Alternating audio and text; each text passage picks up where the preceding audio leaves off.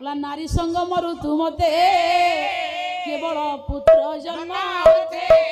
बोला अन्यथा रति सुख अर्थे बोला केबे हे न चिंती बुझिते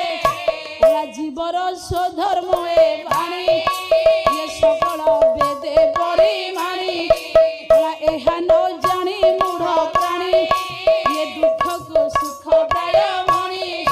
बोला घरणी होई पुरुष को ये माया रे भक्षे से अंग को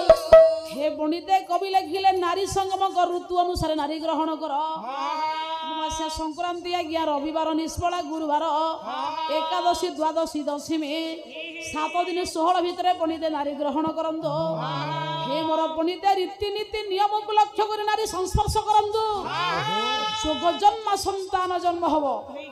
मुहा मुहा मानव तैयारी हेबे